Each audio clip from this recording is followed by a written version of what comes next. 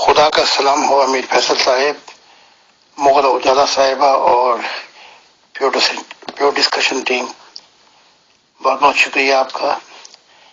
تو ہم خدا سے شروع کرتے ہیں اور خدا کی معرفت الہی پہ ہم جا کے اس مضمون کو ختم کریں گے، کیونکہ یہی زندگی کا مقصد تھا کائنات میں۔ اس لیے وہ اندھیروں سے نور میں آیا تاکہ محبت کی تکمیل ہو جائے۔ تو آپ دیکھ لیں، میں تیار ہوں۔ محترم خالد چودھری صاحب، حالانکہ ایڈوانس موڈ کا ٹائم ہو رہا ہے بٹ میں آپ سے 2 منٹ کی بات ضرور کرتا ہوں۔ مجھے کوئی یہ بتائے گا کہ مغل میم کا سوال کون سا غلط تھا؟ مجھے کوئی یہ بتائے گا کہ ٹھیک ہے میں کم علم ممبر ہوں، ٹھیک ہے کہ میں غیر مسلم مانتے ہیں بہت سے لوگ، یہ بھی ٹھیک ہے کہ میرا ماضی غیر مسلم کا ہے، بٹ کیا کوئی یہ بتائے گا کہ جناب اگر انہوں نے یہ کہا کہ موسیٰ صاحب پہ بھی قتل کا الزام ہے، یا اور بھی کچھ ایگزامپلس دیے نبیوں کے، مجھے اب ایگزیکٹلی یاد نہیں ہے، کہ ان کے پاس یہ باتیں تھیں، ان کے پاس یہ عیب تھے اور وہ بھی نبی بنے ہیں، تو چھوٹی موٹی باتوں پہ جو ہٹ کیا جاتا ہے محترم عبدالغفار جمبا صاحب کو، حالانکہ ہو سکتا ہے اب یہ کہنے لگے میں بھی عبدالغفار جمبا صاحب کا فالوورس ہوں، اور یہ بھی سبھی لوگ جانتے ہیں کہ عبدالغفار جمبا صاحب سے میری پہلی جو مخاطب ہوئی تھی بات چیت وہ اسی پیور ڈسکشن گروپ میں ہوئی ہے۔ میں تو ان کو جانتا بھی نہیں تھا، بس ان کے فوٹو وغیرہ دیکھ رکھے تھے اور کچھ پتا تھا کوئی تنظیم بنی ہوئی اس کے ہیڈ ہیں۔ تو کیا ایک سوال مجھے کم سے کم یہ ضرور بتایا جائے کہ مغل میم کا یہ والا سوال پرٹیکولر غلط تھا؟ جب ہم احمدیز جماعت کے لوگوں سے بات چیت کرتے ہیں، مرزا غلام احمد قادیانی صاحب کے ریگارڈنگ سوالات کرتے ہیں، تو وہ فوراً اس بات پہ چلے جاتے ہیں کہ جی کیونکہ محمد صلی اللہ علیہ وسلم کی یہ مثالیں ہیں، کیونکہ مذہب اسلام کی یہ مثالیں ہیں، تو وہاں سے مثالیں دیتے ہیں۔ اگر مغل میم نے مثالیں یہ دی کہ پہلے نبیوں پہ مثالیں دی تو کیا غلط تھی؟ بہرحال اس پہ ایک باقاعدہ ڈسکشن، ایک ٹاپک رکھا جا سکتا ہے، اور مجھے کم سے کم ضرور بتایا جائے کہ آخر ان کا کون سا سوال غلط تھا۔ شکریہ، جزاک اللہ۔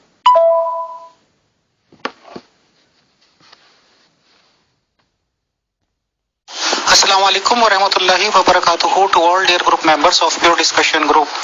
ہم آج محترم زاہد خان صاحب کا پھر سے استقبال کرتے ہیں پیور ڈسکشن گروپ میں، ان کو ویلکم کہتے ہیں ایک اور نئے سوالوں جواب کی نشست کے لیے۔ ویلکم زاہد خان صاحب۔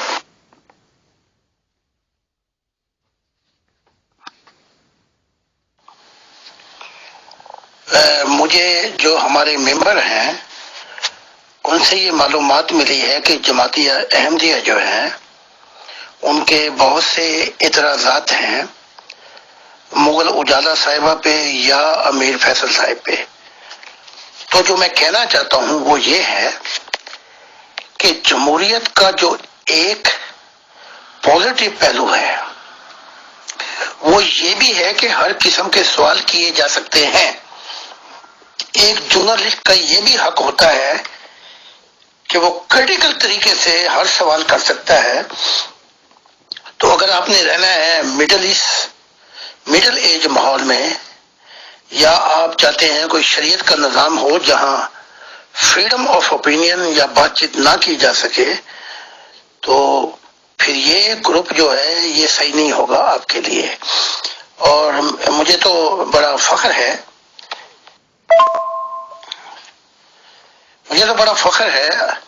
آج تک جتنے بھی کریٹیکل سوال مغل اجالا صاحبہ نے یا میر فیصل صاحب نے کیے، پازیٹیو پہلو یہ ہے کہ دونوں رخ پر لوگوں کو پتہ ہونا چاہیے کہ حق کیا ہے، سچائی کیا ہے۔ اور اگر آپ کے پاس سچائی ہے، یہ چاہے وہ جماعت احمدیہ ہو یا کوئی اور گروپ ہو، تو انہیں پھر گھبرانے کی ضرورت نہیں۔ لیکن یہ کہ محض اعتراضات کرنے اور یہ کہنا کہ وہ نہ آئیں یہ نہ آئیں، تو ہمیں چاہیے، پھر انہیں چاہیے کہ وہ اس گروپ میں جائیں جو ان کا احمدیت کا گروپ ہے، انصاف گروپ ہے، اور وہاں پہ جا کے نا تالے لگا کے تو وہاں تہخانے میں بیٹھ کر وہ سوال کیا کریں جو آپ کو اچھے لگتے ہیں۔ تو میں محسوس کرتا ہوں 52 یا 53 سال کا دور گزرا ہے یورپ میں، کہ یہی روح ہے اپنا جمہوریت کی، کہ دونوں طرفہ کے گروپوں کو اور لوگوں کو اپنا اپنا معاملہ پیش کرنے کا موقع دیا جائے. تو یہ میرے کمنٹ ہے. اگر میرے کمنٹ سے کسی کو تکلیف ہوتی ہے تو I am sorry about this matter. انسانیت اور آدمیت میں فرق کیا ہے؟ آدمیت جو ہے وہ آمر ڈکٹیٹر بادشاہت کے روپ میں سامنے آتی ہے اور بولنے کی اجازت نہیں دیتی. اور جب انٹرویو ہو رہا ہوتا ہے، میرے تو یہاں پہ بہت انٹرویو ہوتے ہیں، تو جرنلسٹ جو ہیں وہ نمائندے وہ ہر قسم کے سوال کرتے ہیں. اگر آپ کو یہاں پہ جمہوریت کی روح پسند نہیں تو پھر وہ آپ کو وہاں تک پہنچاتے ہیں، کیونکہ یہ فریڈم آف اوپینین کا جو اپنا فائدہ ہے وہ پوری انسانیت کو ہونا چاہیے. تو میں یہ سمجھتا ہوں مغل اجالا صاحبہ نے اگر کوئی سوال کر دیا ہے، اگر آپ کو اتنی تکلیف ہے نہ جواب دے. وہ مجھ سے نہیں پوچھتی ہیں مغل اجالا صاحبہ کہ بڑا سخت سوال ہے، اور میں انہیں ہمیشہ ہی کہتا ہوں کہ کوئی بات نہیں، یہ حق ہے، انسان کا یہ حق ہے. آدمیت جو ہے وہ تو جانور ہیں، ان کا کام ہی یہی ہے. شریعت ہر چیز پہ پیرا لگا دو، ہر چیز پہ تالا لگا دو، حتیٰ کہ کروں پہ بھی اپنا تالا لگاتے ہیں. لیکن میں ہمیشہ مغل اجالا صاحبہ سے کہتا ہوں آپ کا یہ حق ہے سوال کریں، اور یہ امیر فیصل صاحب سے. تو میرے لیے تو یہ لوگ جو ہیں حق پسند ہیں، تو ہمیں تکلیف نہیں ہونی چاہیے.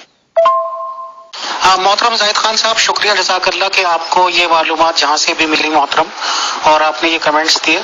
تو سر یہ تو بات ہے کہ خدا کے فضل و کرم سے آپ جیسی عظیم ہستیوں کے ہوتے ہوئے پیور ڈسکشن گروپ کی آواز ظاہر سی باتیں پوری دنیا تک پہنچتی ہے، اور پوری دنیا کے لوگ اس کو فالو کر رہے ہیں اور خود سیکھنے اور سمجھنے کی کوشش کر رہے ہیں.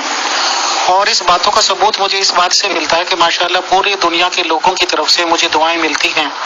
حالانکہ میں خود حیران ہوتا ہوں کہ آخر ایسا کیوں، بٹ وہ لوگ یہ کہتے ہیں کہ امیر فیصل صاحب آپ کو خود پتہ نہیں ہوگا کہ آپ نے کر کیا دیا ہے اور کس طرح کی معلومات سب لوگوں کو گروپ کے ذریعے سے مل رہی ہیں. سر یہ بات بالکل صحیح ہے کہ بنا ایک ٹیم ورک کے کوئی بھی کام پاسبل نہیں ہوتا. یہ بات بالکل صحیح ہے کہ علم کے حساب سے جو ظاہر سی بات ہے کہ ہمارے پروگرام مینیجر اجالا مغل میم ہیں، اور اگر میں اپنے آپ کو کمپیئر کروں تو میں سمجھتا ہوں کہ کمپیئر کرنا ہی بہت بڑی بیوقوفی ہوگی. بٹ ایک نظام ہوتا ہے، ایک سسٹم ہوتا ہے چلانے کا، اور ایک ریسپیکٹ ایک دوسرے کے لیے یا سب لوگ ایک دوسرے کے لیے رکھتے ہیں، تو یہ ایک نظام چلتا ہے. علم میں ہر چیز میں جس بھی چیز میں آپ کمپیئر کرنا چاہیں یہ لینا چاہیں تو مغل میم کے سامنے امیر فیصل کہیں بھی سٹینڈ نہیں کرتا.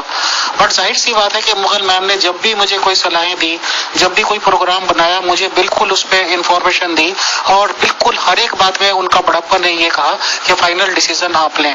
اور یہ بھی سچی بات ہے کہ میں نے کسی بھی کام کے میں مداخلت نہیں لی ان کی، اور ان کے ہر ایک فیصلے کو سراہا اور آگے کیا. اب سچی بات یہ ہے سر زاہد خان صاحب، جب آپ کو انفارمیشن اتنی ملی گئی ہے کہ ڈے بفور یسٹرڈے اجالا مغل میم نے جو اصلاح پسند تنظیم ہے جو کہ جمبا صاحب کے فالوورز ہیں، ان کے ایک ممبر سے اتنے زیادہ سوالات کیے ہیں مغل میم نے کہ مجھے بھی کبھی کبھی یہ لگ رہا تھا کہ یار یہ تو بالکل ہی ان لوگوں کے خلاف ہو رہی ہیں، مطلب اصلاح پسند تنظیم والوں کے، یا یہ کہہ لیجیے جمبا صاحب کے گروپ کے. بٹ میں جانتا ہوں کہ وہ تو خلاف کسی کے بھی نہیں ہیں. لیکن کمال کی بات یہ ہے کہ اصلاح پسند تنظیم نے نہ میرے پرسنل پہ، نہ اوپنلی، نہ کہیں، نہ ادھر نہ ادھر کوئی بھی اعتراض کا اظہار نہیں کیا، بلکہ کہتے ہیں کہ جی ٹھیک ہے، جتنے سوال آپ لوگ کرو گے ہمارے پاس جواب ہوں گے تو ہم دیں گے، نہیں جواب ہوں گے تو نہیں دیں گے. بہرحال اس طرح کی باتیں ادھر ادھر سے سننے کو مل رہی ہیں کہ اب یہ کہنے کی کوشش کی جا رہی ہے کہ مغل میم عظیم ہیں، اچھے ہیں، یہ ہیں وہ ہیں، اور شاید اس وقت ان سے غلطی ہوئی. تو میں پیور ڈسکشن گروپ کے ایڈمن کی حیثیت سے بالکل یہ کہتا ہوں اور واضح طور پہ کہتا ہوں کہ ہمارے پیور ڈسکشن گروپ میں موجود ایک ایک ممبر، ایک ایک فرقہ، ایک ایک ریلیجن کے لوگ بالکل سیم وے میں ریسپیکٹڈ ہیں. سب کا ادب ہے، سب کا احترام ہے، اور انشاءاللہ پورا ادب احترام رکھا جائے گا، اور اس میں کسی طرح کا کوئی فرق فرقوں یا ریلیجن کی وجہ سے نہیں آئے گا. بٹ ہم ایڈمنس اینڈ مینجمنٹ بالکل ایک ساتھ یونائٹڈ کھڑے ہیں، اور ہمارے پروگرام مینیجر مغل میم ہی رہنے لگ ہیں اور وہی رہیں گے. جو ایڈمنس نظام ہے وہ وہی رہے گا. جن کو ان کے سوالات سے کمفرٹیبل محسوس کرتے ہوں وہ ہمارے سے خود اپیل کریں گے کہ مغل میم ان کے سوال کروا دیں تو ہم کروائیں گے، نہیں تو ہم لوگ اتنے فالتو ہیں ہی نہیں۔ مغل میم فی الحال ہمارا ڈیسیزن یہ ہے کہ احمدی جماعت نظام والوں سے کوئی بات نہیں کریں گے۔ ہاں ادر ممبرس کمفرٹیبل ہیں سوالوں میں تو انشاءاللہ ان سے سوال و جواب کریں گے، اور سوال احمدی جماعت سے اسی وقت کیے جا سکتے ہیں جب احمدی جماعت خود کہے گی۔ اور اگر کوئی بھی فرقہ، کوئی بھی ریلیجن، کوئی بھی یہ سوچتا ہو کہ ہمیں کسی بات پہ اپنے کوئی ندامت ہے یا کچھ ہے، تو بالکل نہیں۔ ہمیں اپنے کسی سوال پہ کوئی شرمندگی نہیں ہے، ہمیں اپنے سوال پہ کسی پہ کوئی شک و شبہ نہیں ہے کہ ہم نے غلط کیا۔ ہم فیکٹس اینڈ فائنڈ آؤٹ تلاش کرتے ہیں۔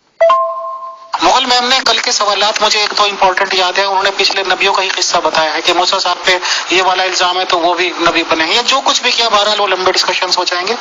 تو انشاءاللہ شکریہ، جزاک اللہ۔ میں اب مائک حوالے کرتا ہوں مغل میم کے کہ وہ پروگرام آرگنائز کریں اور سوال و جواب کی نشست لیں، اور کچھ ٹائم کے لیے اجازت چاہتا ہوں میرے اپنے بزنس کے کاموں میں انشاءاللہ جلدی آپ لوگوں کو جوائن کرتا ہوں۔ شکریہ۔ امیر فیصل صاحب، حقیقت یہ ہے کہ مغل اجالا صاحبہ، میں اگر جو کچھ سمجھا ہوں وہ روح ہے فریڈم کی، روح ہے جمہوریت کی، اور ان کا یہ اپنا تجربہ بھی ہے اس فیلڈ میں۔ اور میں آپ کو پوچھ لوں، اسی لیے بتا دیتا ہوں آپ کو، یورپ میں یہ احمدیت بڑی بیکورڈ ہے، ان کے پاس دو چٹے لوگ بھی نہیں ہیں۔ وجہ یہ ہے کہ وہی پرانا ماحول ہے، وہی گھٹا گھٹا سا ماحول ہے، وہی اپنا کیا کہتے ہیں، یہ سوال کرو یہ سوال نہ کرو۔ تو جب میں اس سارے ماحول کو دیکھتا ہوں تو میں ابھی بتا دیتا ہوں کہ اسلام کی تو ایک برانچ ہو سکتی ہے، شاخ، لیکن جو یورپ کو ضرورت ہے، جس طرح یورپین چاہتے ہیں کہ یہ جمہوریت آگے آئے، یہ میں نہیں سمجھتا کہ یہ وہاں تک جا سکتے ہیں۔ تو میں یہ سمجھتا ہوں کہ انہیں سوچنا چاہیے، اتنا بڑا دعویٰ ہے کہ ہم سے جو مرضی پوچھو اور ہم جواب دیں گے، لیکن حقیقت کیا ہے؟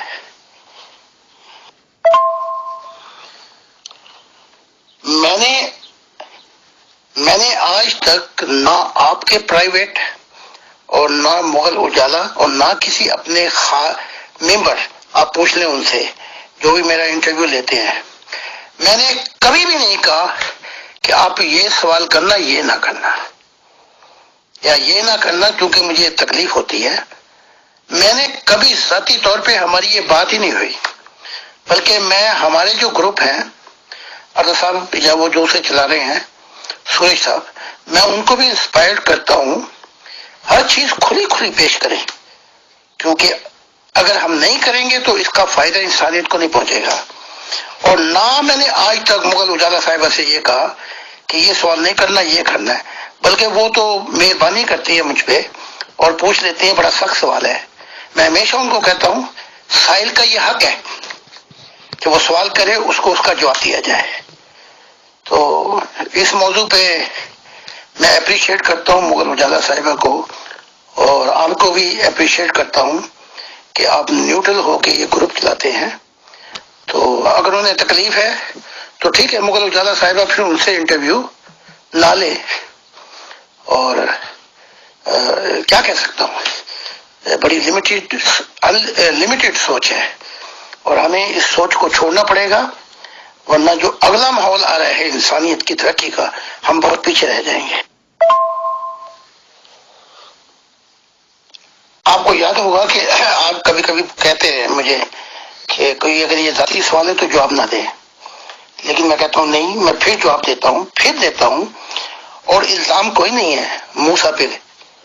موسیٰ نے قتل کیا ہے، یہ قرآن سے بھی اس کی تصدیق ہے، اور اس نے ایک قتل نہیں، موسیٰ نے 17 فرعون کے خاص جو درباری تھے ان کو قتل کیا تھا۔ میں نے اپنی کتاب میں تفصیل سے لکھا ہے۔ تو یہ اگر کوے کو چٹائی کرنا ہے تو یہ کام تو پھر یہ جماعت احمدیہ کر رہی ہے۔ عشق محمدی میں ہر چیز کو جو غلط بھی ہو اس کو بھی صحیح ثابت کر کے دکھاتے ہیں۔ تاریخ ایسے نہیں لکھی جاتی۔ جب آمر، جب ڈکٹیٹر اس وقت حکومت چلا رہا ہوتا، اس وقت تو تاریخ لکھی جا نہیں سکتی، لیکن بعد میں پھر صحیح تاریخ انسانیت تک پہنچ جاتی ہے۔ جی محترم زاہد خان صاحب، ویلکم۔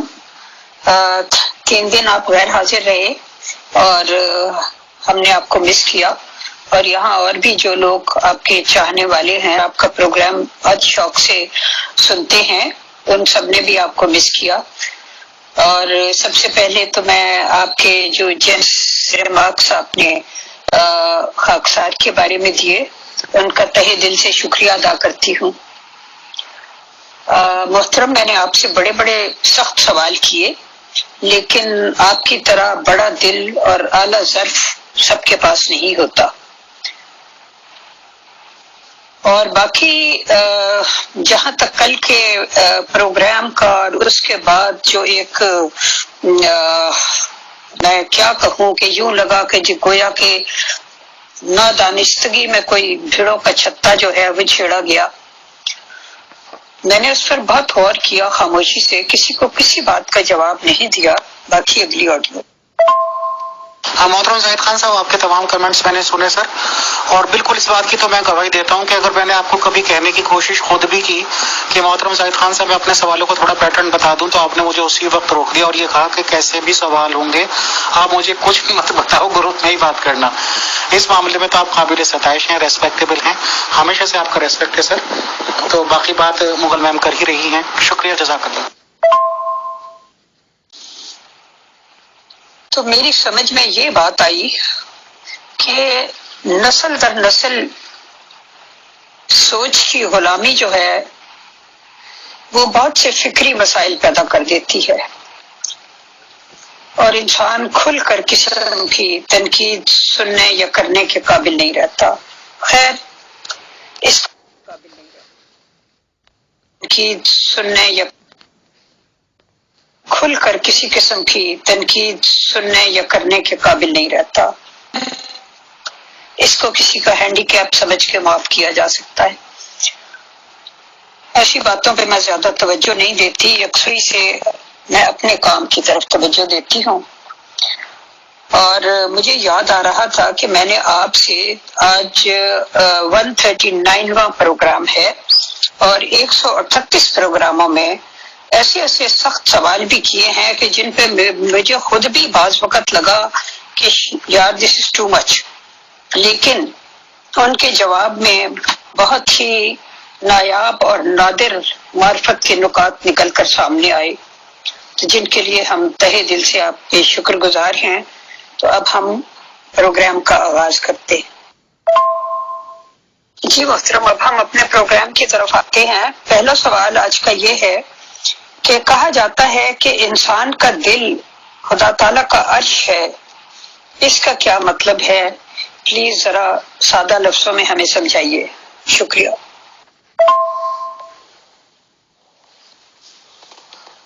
جی، خدا کا جو انسان کا جو دل ہے، خدا کا عرش ہے، یہ تو پرانا اظہار تھا۔ نہ عرش ہے نہ فرش ہے، بلکہ یوں کہہ لیں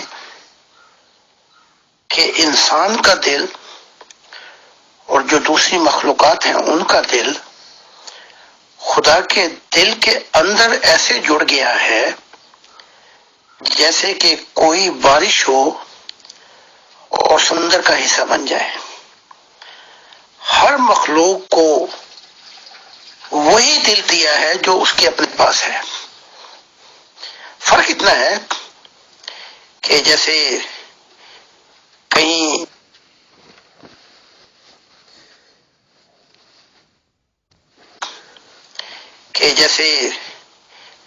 کہیں جنریٹر سے جو الیکٹرسٹی آ رہی ہے، کوئی 50 وولٹ ہے، کوئی 60، کوئی 200، کوئی 300، کوئی اسٹرانگ وائر ہے جن کا ہزاروں وولٹ ہے، لیکن یہ عرش اور فرش والا معاملہ جو ہے یہ وہی آ جاتا ہے جیسے مالک اور انسان جو ہے وہ اس کا غلام ہے یا اس کے کچھ اختیارات نہیں ہیں۔ اب ان زنجیروں کو توڑ کر ذوق یقین آپ دیکھ لیں کہ میں خدا کے حضور جب پہنچتا ہوں، بلکہ یہ جو کتاب ابھی آ رہی ہے اس میں مجھے بلایا گیا تھا خدا کے بیٹوں اور بیٹیوں نے، جتنے بھی جہان ہیں، اور وہاں پہ خدا بھی آیا. تو میں نے خدا کے سامنے وہ سوالات کیے جو خدا کے خلاف جاتے تھے، اور وہ کتاب کا جب آپ حصہ پڑھیں گے تو آپ رو پڑیں گے. تو جب خدا ان کو سن رہا تھا تو رو پڑا، کیونکہ میں انسانیت کا دکھ بیان کر رہا تھا، بتا رہا تھا کہ انسان پہ کیا بیت گئی اور دوسری مخلوقات پر. تو انسان کا اور دوسری مخلوقات کا دل جو ہے یہ ایک سکے کے دو رخ ہیں، اور جو عرش ہے، جو تختے ہیں، وہ کچھ اور ہیں. ہم اس سچائی کے اظہار کو اب محبت کے اظہار میں بدلیں گے، کیونکہ یہ کہنا آسمانوں پر خدا کا ہے. بہت شکریہ، انشاءاللہ انتظار رہے گا آپ کی کتاب کا. اگلا سوال یہ ہے، ایک ممبر کی طرف سے ہے کہ اللہ تعالیٰ مقلب القلوب ہے، یعنی جدھر چاہتا ہے دلوں کو پھیر دیتا ہے. انسان کسی کام کا ارادہ کرتا ہے اور خدا تعالیٰ اس کے دل کو کسی اور کام کی طرف متوجہ کر دیتا ہے. حضرت علی رضی اللہ نے فرمایا کہ میں نے اپنے رب کو اپنے ارادوں کے ٹوٹنے سے پہچانا ہے. تو ممبر کا سوال یہ ہے کہ خدا تعالیٰ اگر چاہتا ہے کہ اس کی بادشاہی زمین پر قائم ہو جائے تو وہ کیوں لوگوں کے دلوں کو آپ کی طرف مائل نہیں کر دیتا؟ اچھا سوال ہے. اللہ رحم کرے علی پر کہ جو کچھ انہوں نے تعریف کی ایسا نہیں ہے. ہم بہت سی دعائیں کرتے ہیں جو ہمارے حق کے اندر اچھی نہیں ہوتی، تو ان دعاؤں کو خدا حد الامکان کوشش کرتا ہے کہ اس سے ہمیں نقصان نہ پہنچ جائے.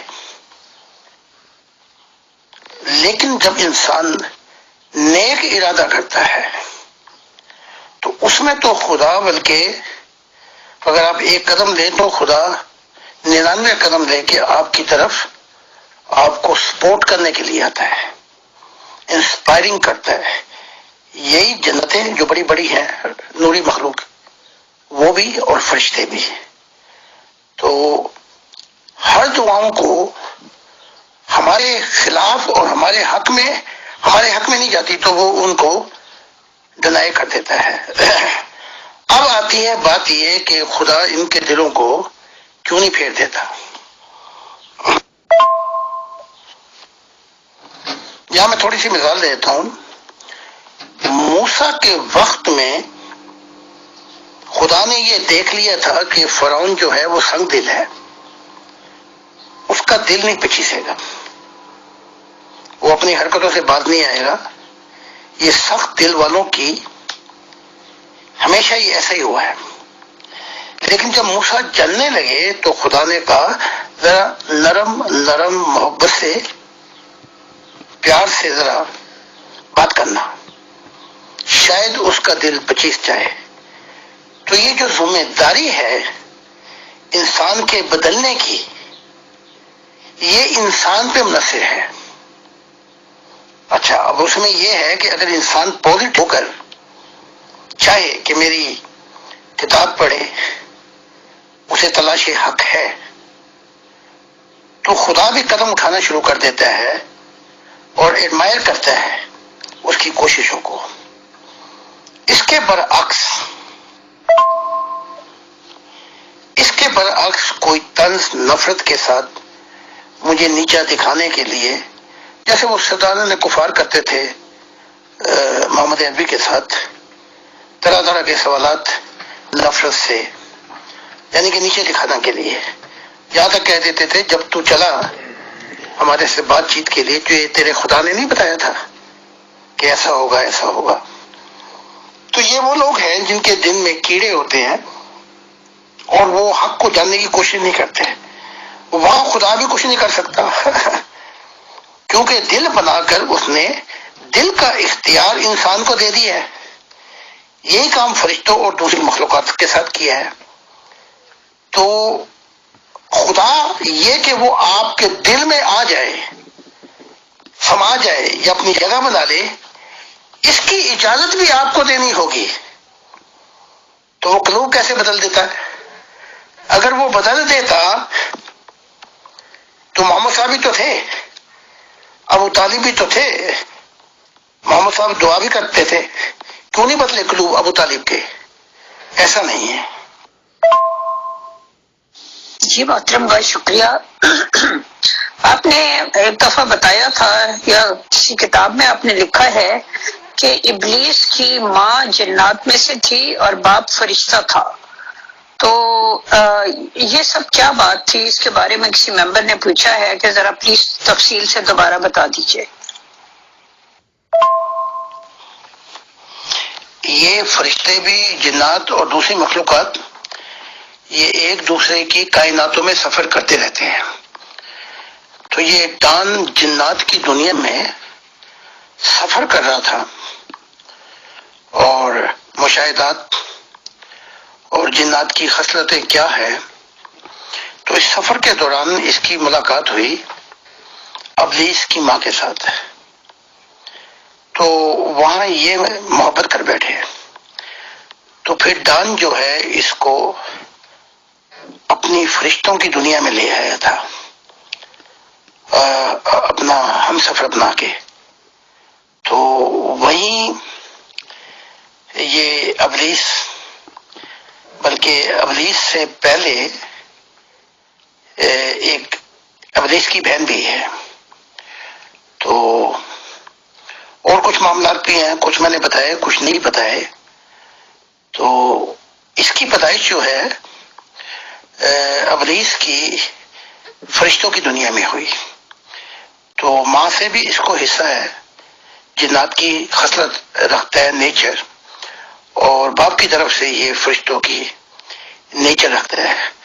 تو دونوں یعنی کہ ملٹی ٹیلنٹ اس کو ملے.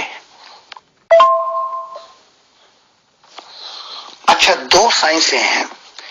ایک سائنس جو ہماری دنیا میں ہے جسے بیس آف ایکسپیریمنٹ کہا جاتا ہے، تجربوں سے علم حاصل کر رہی ہے. ایک سائنس روحانی ہے جو اصل ہے، جسے روح کی دنیا میں ہر تخلیق کی ماں کہا گیا ہے، ایجاد. تو ابلیس اس میں بہت دلچسپی رکھتا تھا. میں نے اس کا بڑی تفصیل سے اپنی کتاب میں بتایا ہے. اور وہ اس نتیجے پہ پہنچا تھا کہ یہ جو روحانی سائنس ہے، اس کو سمجھ کر وہ خدا کی ضرورت کو ختم کر دے گا. یہ اس کا کنکلوژن تھا کہ جو کچھ خدا جانتا ہے یا کرتا ہے، اسی اسپرچل سائنس میں راز ہے، روحانی سائنس میں. بہرحال خدا نے اس کو درگزر کیا، معاف کرتا رہا. لیکن یہ اس یقین محکم پہ پہنچ چکا تھا کہ میں خدا کی ضرورت کو ختم کر کے، بلکہ خدا سے بھی اوپر جا کے اپنی پاور کو ڈیمونسٹریٹ کروں گا.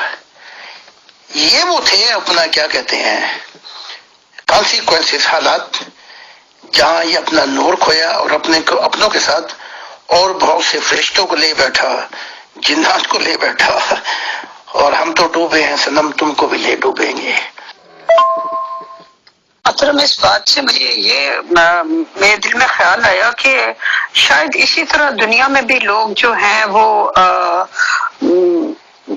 قدرت کا جو نظام بنا ہوا ہے اس سے ہم آہنگ ہو کے جو چلتے ہیں، وہ تو خدا تعالی کا قرب حاصل کر لیتے ہیں. لیکن جو لوگ اس کو ڈینائی کرتے ہیں اور ہر وقت اپنے نفسانی جذبات اور جوشوں کے اوپر چلتے رہتے ہیں، تو میرا خیال ہے ان کے اندر جو تھوڑا بہت نور ہوتا ہے وہ بھی آہستہ آہستہ کھوتے رہتے ہیں. کیا ایسا ہوتا ہے؟ سب سے پہلے اس بات کو سمجھنے کی ضرورت ہے کہ خدا نے کچھ اصول بنائے ہیں، پرنسپل آف کریشن.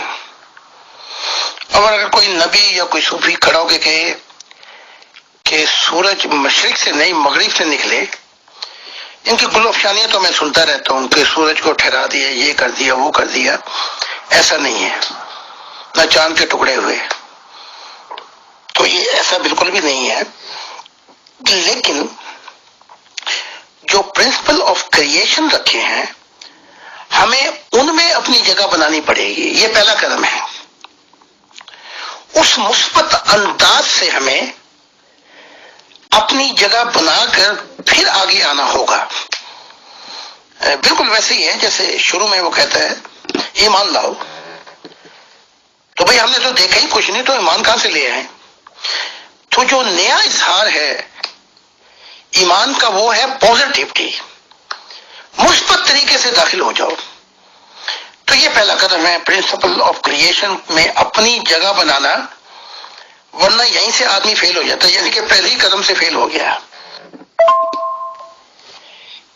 پھر وہ جو اس نے کریشن کا نقشہ کھینچا ہے اس میں اپنی جگہ بنا کر مثبت انداز سے ہم نے پھر آگے آنا ہے روحانیت میں.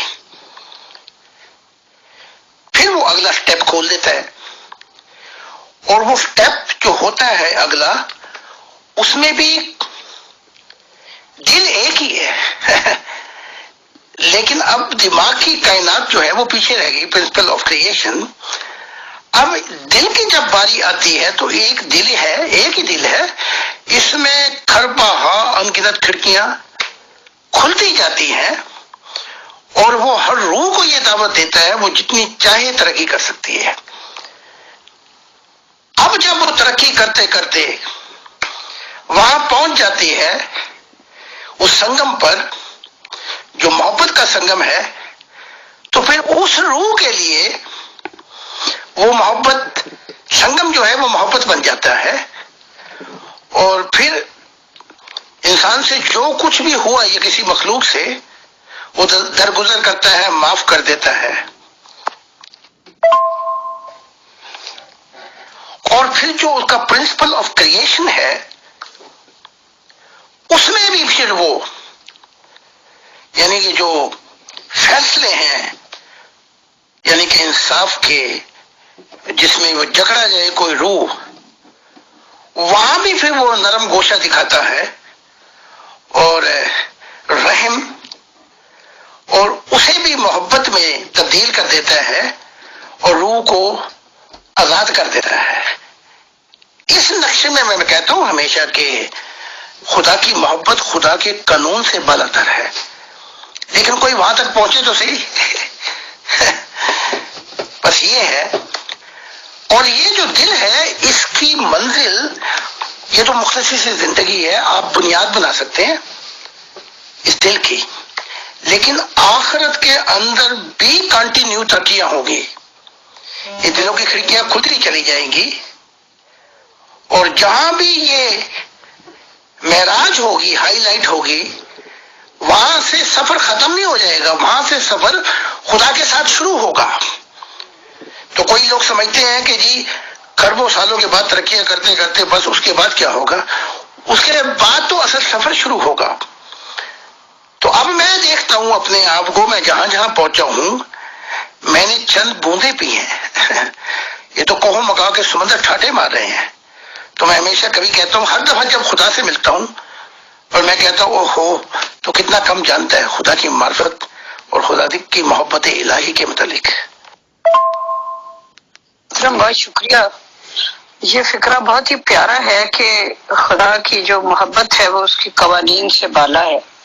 اب ایک ممبر کا سوال ہے، میں ان کی ونڈو سے لے کر آپ کو پیش کرتی ہوں.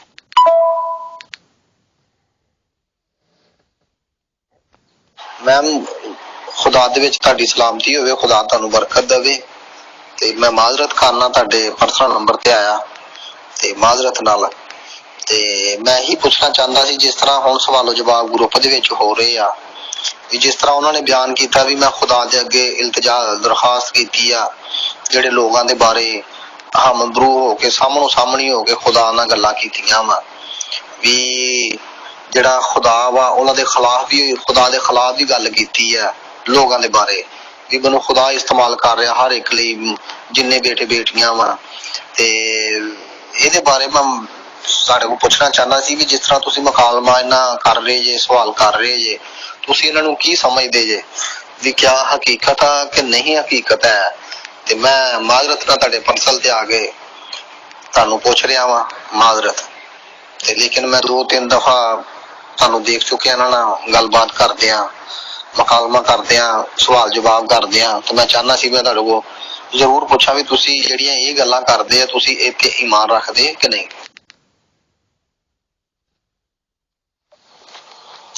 अतर मैं कहना ये चाहता हूँ कि कुछ लोग हैं जिन्होंने किताबें भी मांगी थी, तो मैं भूल गया मसरूफियात में। तो जो ही मैं ये इंटरव्यू खत्म होगा मैं उनके नंबर देता हूँ और आप मेहरबानी करके उनको किताबें पहुँचा दें। उन्होंने अभी अभी मुझे ऑडियो भी भेजी है और शिकवा भी किया है, तो मैंने उनसे माफी मांगी है। तो इंटरव्यू के बाद पहला काम ये करेंगे कि उनको किताबें भेज दें। पहले तो मैं इन साहिब से माफी मांगता हूँ, और इन्होंने मुझसे किताबें मांगी थी और मैं मसरूफियात की वजह से, बल्कि गलती मेरी है, मैं अतर को भी नहीं बता सका। और कुछ लोग भी हैं, तो आज पहली फुर्सत में अतर मैं तुम्हें वो नंबर देता हूँ, आप मेहरबानी करके ये किताबें भेज दें। अच्छा, अब रह गया सवाल के मुतालिक। अगर वो सवाल मैं नहीं समझा, अगर मुगल उजाला साहिबा थोड़ी सी तशरीह कर दे इस सवाल की, ताकि मैं जवाब दे सकूं।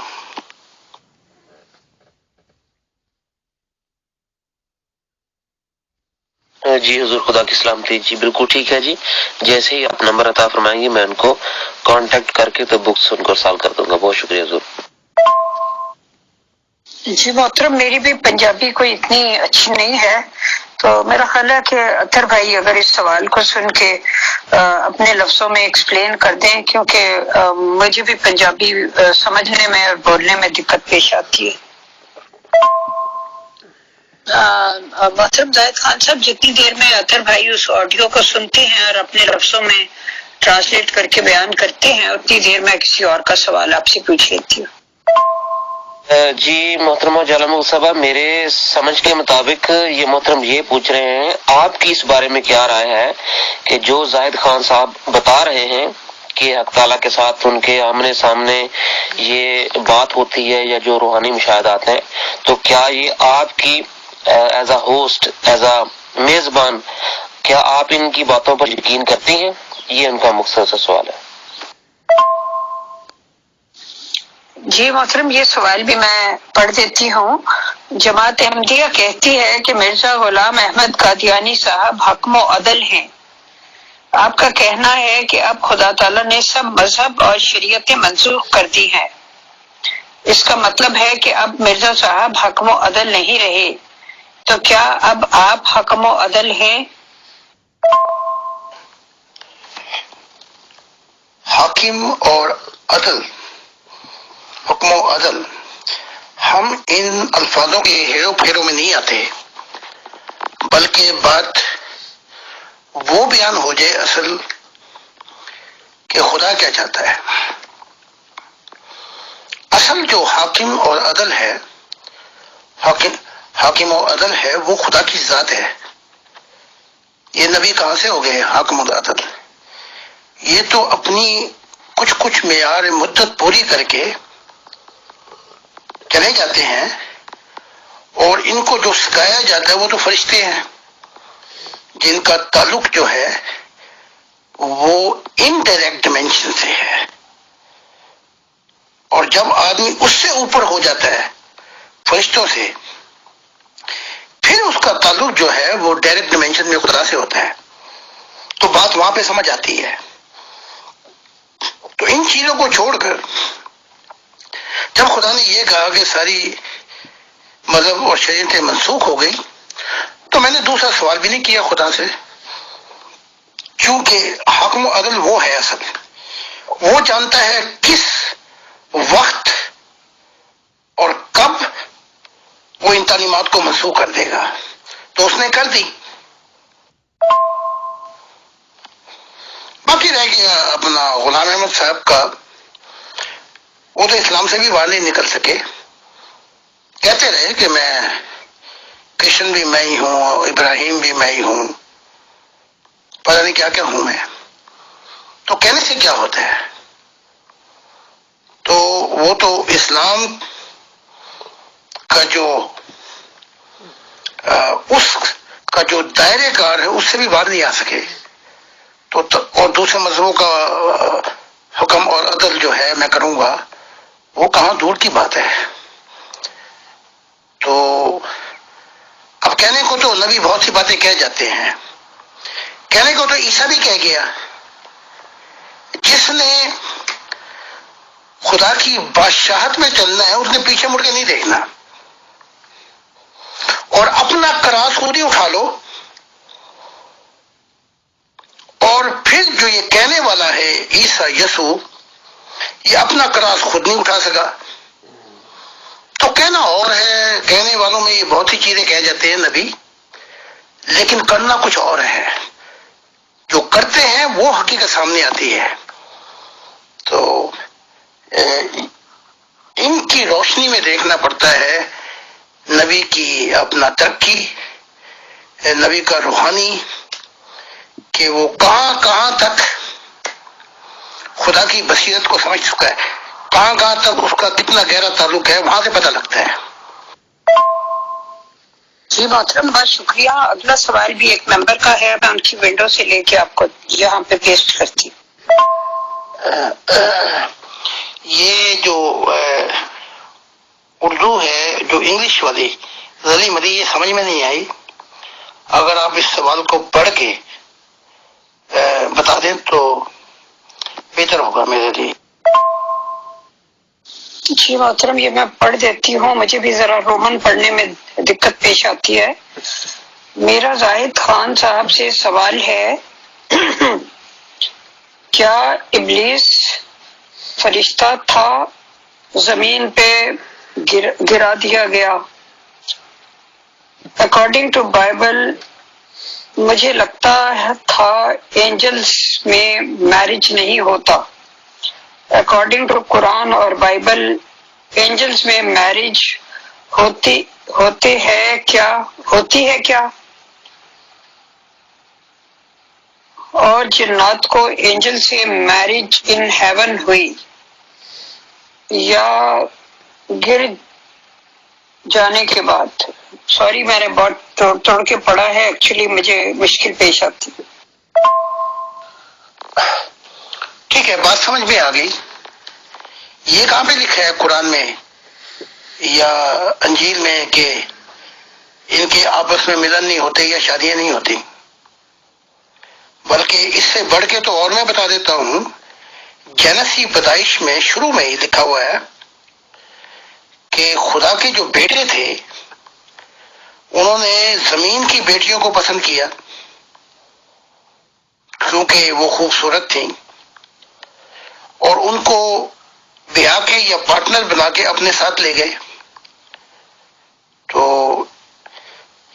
یہ تو بائبل یہ بیان کرتی ہے، قرآن تو خاموش ہے اس معاملے میں۔ اب رہ گئی بات مشاہدہ الہی کی،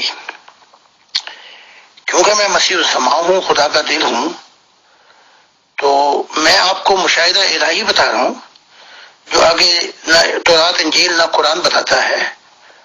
وہ یہ ہے کہ یہ ان مخلوقات کا آپس میں ملاپ بھی ہوتا ہے، ملن بھی ہوتا ہے، گرنے سے پہلے بھی ہوتا تھا، یہ ان کے آپس میں پارٹنرشپ یہ ہوتی رہتی تھی۔ اب جب سے یہ گرے ہیں، اگر میں صحیح سمجھ پایا ہوں کہ جب یہ گرنے کے بعد شادیاں یہ ان کی آپس میں ہوئی ہیں، نہیں، یہ معاملات پہلے بھی ہوتے تھے۔ تو اس سے آگے میں بتا رہا ہوں کیونکہ یہاں پہ خاموش ہو جاتی ہیں الہامی کتابیں۔ تو گرنے کے بعد بھی جو مخلوقات ایگری تھی ابلیس کے اوپینین سے، وہ جنات بھی تھے، فرشتے بھی تھے اور مخلوقات بھی تھی، وہ بھی نیچے گرے ہیں، اور وہ آج بھی ایک دوسرے کے ساتھ اپنی پارٹنرشپ اور ہم سفر ہم راز بناتے رہتے ہیں. تو یہ پہلے بھی تھا اور آج بھی ہے. اس میں نہ پہلے فرق آیا تھا نہ آج آیا ہے. ہاں یہ ہے کہ جو گر چکے ہیں ان کے نور چلے گئے، اس لیے وہ آپ اپنے بھائی بندوں میں کرتے ہیں، ڈھونڈتے ہیں. اور جو نوری مخلوق ہے، چاہے کوئی ہو، جنات ہو، فرشتے ہوں اور کوئی اور مخلوقات، یہ آپس میں مین ملاپ کرتے رہتے ہیں اور صبر بھی کرتے رہتے ہیں ایک دوسرے کے جہانوں میں. اس لیے خدا نے ہمیں کہا کہ وہ جہانوں کا رب ہے، یعنی کہ آپ کو انوائٹ کر رہا ہے انلمیٹڈ کریشن کو مکان کے اندر. ہم کچھ اور سمجھ بیٹھے، ہم سمجھے کہ وہ رب المسلمین ہے، وہ مسلمانوں کا رب ہے. بہت بڑی ٹھوکر کھائی ہم نے. جی محترم، اگلا سوال بھی ایک ممبر کا ہے. انہوں نے پوچھا ہے کہ متع کسے کہتے ہیں؟ کیا آج کے زمانے میں یہ قابل عمل ہے یا یہ حکم منسوخ ہو گیا تھا؟ اگر میں صحیح سمجھا ہوں تو یہ کچھ وقت کے لیے ہوتا ہے، کچھ وقت کے لیے کسی کو اپنا ہم سفر بنا لینا. اور اس کے بارے میں عیسیٰ نے تو یہاں تک کہا ہے کہ کوئی نکاح شکا پڑھنے کی ضرورت نہیں. اگر دو شخص خدا کی معرفت الہی میں ہے تو وہ خود ہی ایک دوسرے کو قبول کر سکتے ہیں. تو یہ کچھ مدت کے لیے ہوتا ہے، کچھ وقت کے لیے ہوتا ہے. یہ دونوں کا اس میں ایک وقت مقرر کرنا، یہ وہ آپس میں کریں گے. اور یہ منسوخ نہیں ہو گیا، بلکہ خدا کی دنیا میں یہ اور کھل کے سامنے آ جائے گا اور وہ طے کیا کریں گے پارٹنرشپ، ہم سفر کتنے دیر کے لیے ایک دوسرے کے ساتھ ہیں. تو اس کی تفصیلات جو ہیں وہ میں پھر اپنی کتاب میں کہ فرشتے کیسے زندگی گزارتے ہیں اور ہمارے پاس شریعت کا بوجھ لاٹ کر خود جمہوری بنے ہوئے ہیں، یعنی کہ ہمیں شریعت کے پل پر بنا کے، اور ان کا حساب کتاب اور ان کی طرز زندگی کچھ اور ہے، یہ بیان کروں گا. مغل اجالا صاحبہ ان دو الفاظ کی تھوڑی سی اور تشریح کر دیں تاکہ جواب دیا جا سکے، کیونکہ مجھے کوئی بہت ہی عرصہ ہو گیا ہے تو بعض اوقات الفاظ اردو کے پڑھنے میں بڑی دشواری ہو جاتی ہے. مہربانی. جی محترم، جہاں تک میرا ناقص علم کا تعلق ہے تو میرے تو خیال میں متع ایسی شادی ہے جس میں وقت کی قید ہو، یعنی وقت مقرر ہو کہ ہم اتنا عرصہ ساتھ رہیں گے. اور بسیار ایک ایسی شادی ہے جس میں وقت کی کوئی قید نہ ہو، تو مطلب بس رہتے رہیں گے جب تک رہ سکے رہیں گے، شاید یہ مطلب ہے. تو وہ پہلے ایک کا تو میں نے جواب دے دیا ہے، اور یہ کہ رہتے رہیں گے، اس میں بھی آنے والی جو دنیا آئے گی خدا کی، اس میں بھی وہی طے کریں گے کہ 6 ماہ کے لیے یا 3 ماہ کے لیے یا سال کے لیے یا ہمیشہ کے لیے رہتے رہیں گے. یہ معاملات مستقبل میں دو خدا کے چاہنے والے خود ہی کریں گے. تو اس میں خدا انٹرفیئر نہیں ہوگا، کیونکہ یہ معاملات جو ہیں یہ ہم سفر کے معاملات ہیں. تو سوال ایک ہی ہے، ایک میں یہ کہ لمٹ ہے وقت کی، ایک میں لمٹ نہیں ہے. تو دونوں چیزوں میں وہ خود ہی فیصلہ کریں گے. جی محترم، یہ تو جیسے کہ آپ نے فرمایا کہ جب خدا کی دنیا آئے گی تو پھر وہ خود ہی فیصلہ کریں گے. سوال یہ ہے کہ جب تک خدا کی دنیا نہیں آتی تو جو لوگ ابھی پریزنٹ مومنٹ میں دنیا میں جی رہے ہیں، تو آپ ان کے لیے کیا لاہ عمل تجویز کرتے ہیں؟ میں اسی سوال میں کچھ اور سوال جو ہیں وہ بھی ایڈ کر دیتی ہوں جو سارے ایک ہی موضوع کے ہیں. دوسری بات یہ کہ آپ نے فرمایا کہ اگر وہ معرفت الہی میں ہوں تو دو لوگ جو بھی اپنے لیے ڈیسائیڈ کر لیں اکٹھے رہنے کے بارے میں. اب اگر وہ معرفت الہی میں نہ ہو تو پھر ان کے لیے کیا حکم ہے؟ دوسری بات یہ کہ آپ نے فرمایا کہ فرشتے بھی عارضی پارٹنرشپ کرتے ہیں، دیکھیں فرشتوں کا معاملہ بالکل اور ہے، وہ ایک ایسے جہان میں ہے جہاں کھانا پینا رہنا سہنا سب کچھ فری ہے۔ یہاں جو لوگ دو پارٹنر رہنے کا ارادہ کرتے ہیں تو ظاہر ہے ان کو کوئی رہنے کی جگہ چاہیے ہوتی ہے، کوئی مکان ہو، کوئی کرایہ دیں گے اس کا، کوئی گروسری کرنی ہوگی، اور کسی کو جاب پہ جانا ہوگا، اگر دوسرا بھی پڑھا لکھا ہے وہ بھی جاب پہ جانا چاہتا ہے تو بچوں کی لک آفٹر کیسے ہوگی وغیرہ وغیرہ۔ یہاں 70,000 مسئلے ہیں، تو اس طرح سے فرشتوں کی طرح تو نہیں ہے۔ یہاں تو لوگوں کو ایک نیولی میرڈ کپل کو بھی 1000 قسم کی مادی جو فکریں ہیں وہ گھیری رکھتی ہیں، کیونکہ یہاں باڈی کے ساتھ ہیں، اور یہ سارا کچھ جو ہے وہ پھر فرشتوں کی طرح بیہیو کر نہیں سکتے۔ یہ لائے عمل میں نے اپنی موومنٹ پہ جاری کر دی ہے کہ خود ہی فیصلہ کر کے مدت کا یا غیر ہمیشہ کے لیے یہ وہ خود ہی طے کرتے ہیں۔ تو ہماری جو موومنٹ ہے اس میں یہ لاگو ہے نظام۔ تو اس میں قانونی جو چارہ جوئی ہے اس وقت وہ پھر جانا پڑتا ہے ان کو اگر شادی کرنی ہو، ورنہ ضرورت نہیں ہے۔ خدا کے تو چاہنے والے ہماری موومنٹ میں یہ نظام جاری ہو چکا ہے، خود ہی فیصلہ کریں اور پھر زندگی گزارنا شروع کر دیں، خدا کو درمیان میں لا کر کہ وہ گواہ ہے، پھر جو بھی وقت مدت ہو جو بھی ہو وہ خود ہی طے کریں۔ تو ہمارے لیے تو یہ نظام ابھی جاری ہے۔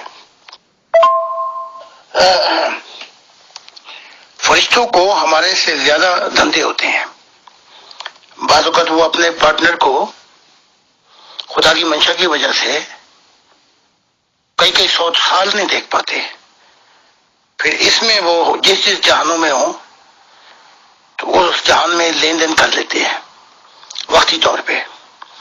اچھا اب آتے ہیں آپ کے سوال کے اس رخ پر، وہ یہ ہے کہ اپنا اگر دونوں خدا والے نہ ہوں، ان میں سے اگر دونوں خدا والے نہ ہوں تب بھی وہ اگر محبت کرتے ہیں تو اپنے اختیار سے زندگی گزار سکتے ہیں۔ اگر ان میں سے ایک خدا والا ہو ایک نہ ہو تب بھی وہ آپس میں فیصلہ کریں گے کہ کیا وہ اس بندھن میں کچھ دیر کے لیے یا ہمیشہ کے لیے بننا چاہتے ہیں۔ تو سب صورتوں میں فیصلہ انہیں کرنا پڑے گا۔ اب جو یورپ کا نظام ہے یہ تو اس طرف جا رہا ہے، اب ذرا 500 سال پیچھے ہے، ہمارے مسائل کچھ اور ہیں، یعنی کہ لڑکی سے شادی کرنی ہو تو سارے چاچے ماموں سے شادی کرنی پڑے گی، پورے خاندانوں سے، بلکہ پشتوں سے شادی کرنی پڑے گی۔ یہاں یہ ہے کہ جب یہ آپس میں ملتے ہیں اور عہد و پیمان کرتے ہیں بغیر شادی کے، تو اس میں یہ ہوتا ہے کہ پھر وہ آپس میں دیکھتے ہیں کس کی سیلری زیادہ ہے تو پھر وہ آپس میں شیئر کر لیتے ہیں، اگر بچے ہو جائے اور ناکافی ہے تو پھر سوشل جو ہے وہ ان کو سپورٹ کرتا ہے، امداد کرتا ہے یہ نظام۔ تو یہ نظام آگے جا کے اور کامل ہو جائے گا۔ تو اگر آپ کی دنیا کے رخ سے دیکھوں تو انہیں ابھی بہت وقت لگے گا اس نظام کو اپناتے، کیونکہ آگے جا کے اور بہت سے ایسے فائدے ہوں گے کہ اگر عورت اور آدمی، یہاں تو خیر مکان کا بھی دیا جاتا ہے کرایہ، اگر ان کے پاس نہیں ہے بچوں کا بھی دیا جاتا ہے، یہاں تو بڑے بڑے فائدے ہیں، بلکہ اس سے بھی آگے ہی نظام چلا جائے گا۔ تو بس ایک دور کا فرق ہے، لیکن فیصلے وہی ہوں گے جو میں نے بتائے ہیں۔ جی محترم بہت بہت شکریہ۔ اب آلموسٹ 90 منٹس ہو چکے ہیں، بلکہ 90 سے اوپر ہو چکے ہیں، تو اب آخر میں اگر آپ اپنی کوئی ریسنٹ مشاہدہ الہی جو آپ کو ہوا ہو یا عالم ارواح میں آپ کی کسی سے ملاقات ہو تو پلیز وہ بیان کر دیجیے، شکریہ۔ آج ہم بہت بڑے صوفی سری سکتا ماموں بھی ہیں جنید کے. جنید کا تو ایک اپنا مقام ہے نا، فاؤنڈر، لیکن یہ ان کے ماموں ہیں سری سکتا، اور انہوں نے جنید کی تربیت بھی کی. باقی جنید نے بہت سے فائدے اٹھائے اور بہت صوفیہ سے، اور ان کے اور بھی بہت سے مرشد ہیں. بہرحال ان کا ذکر کرتے ہیں آج. سری سکتا کو میں نے بہت مضبوط، مذہب تو خیر بڑی پیچھے رہ گئے، میں نے بہت اچھی دنیا میں دیکھا، فردوس کے خاص دنیا کے اندر. تو سلام وغیرہ ہوئی تو بڑی محبت سے پیش آئے.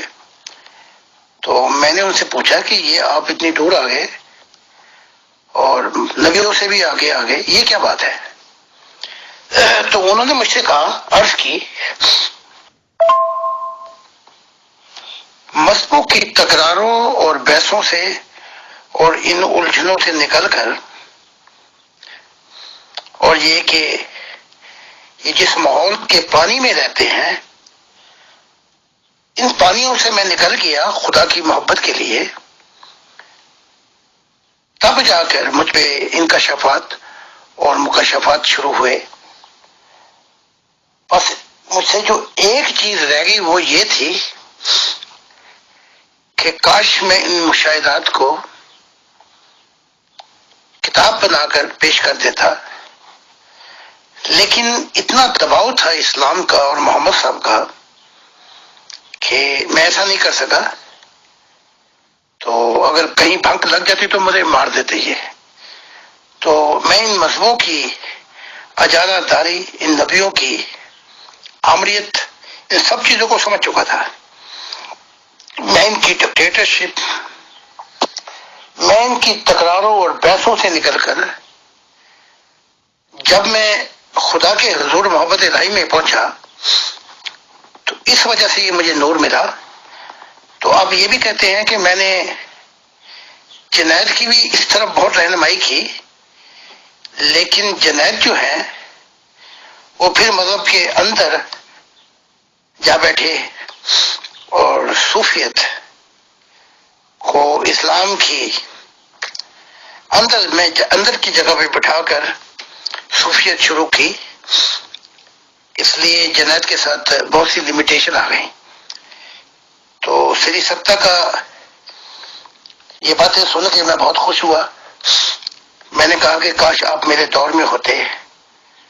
تو کہا میں آپ کے دور میں ہوتا تو میں ضرور ہی بہت کچھ لکھتا اور بتاتا. سری سکتا جو ہے وہ بڑی محبت سے پیش آئے اور کہا کہ جب آپ آئیں گے تو میں آپ کے ساتھ مل کے کام کروں گا، خدا کی محبت الہی اور آپ کا مددگار بن کے. اور مجھے سب خبر ہے، میں بلکہ روح کی دنیا میں اب کھل کے بتا رہا ہوں آپ کی تعلیمات کو. تو یہ سری سکتا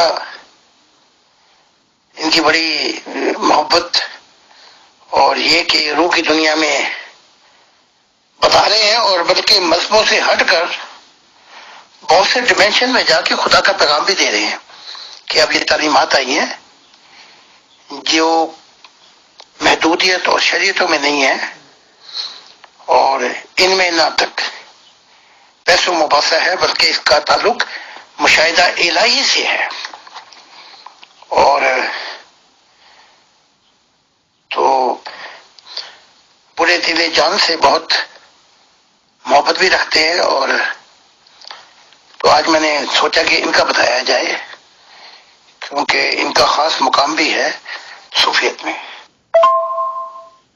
جی محترم، ہم آپ کا تہہ دل سے شکریہ ادا کرتے ہیں، یعنی فیصل بھائی کی طرف سے، اپنی طرف سے، اور پیور ڈسکشن کی ایڈمن ٹیم کی طرف سے آپ نے اپنا یہ روحانی مشاہدہ ہمارے ساتھ شیئر کیا. تو thank you very much time دینے کا. تو انشاءاللہ تعالی دوبارہ جب آپ کے پاس وقت ہوگا، جب بھی آپ بتائیں گے تو پھر انشاءاللہ تعالی آپ سے نیکسٹ جو ہے سوالات کا سلسلہ किया जाएगा। बहुत बहुत शुक्रिया, जज़ाकल्लाह। आपका भी, अमीर फैसल साहब का भी, और दीगर टीम जो भी काम कर रही है, उन सबका निहायत शुक्रगुजार हूँ कि उन्होंने ये मौका दिया कि मैं इंसानियत को कुछ बता सकूं। अब कहना ये है कि अगर आपका इल्म, आपका मजहब आपको मोहब्बत करना नहीं सिखाता दूसरे इंसानों के साथ, तो फिर हजार जाहिलों से हजार जाहिल जो है वो हमसे बेहतर है, क्योंकि जाहिल भी इतनी आगे नहीं गुजर जाते नफरत में। तो बहुत बहुत शुक्रिया आप सब लोगों का। खुदा हाफिज। बहुत शुक्रिया, बहुत जज़ाकल्लाह मोहतरम जाहिद खान साहब, programme manager Mughal ma'am, Athar भाई, and all dear group members of discussion group. अस्सलाम वालेकुम व रहमतुल्लाहि व बरकातुहू।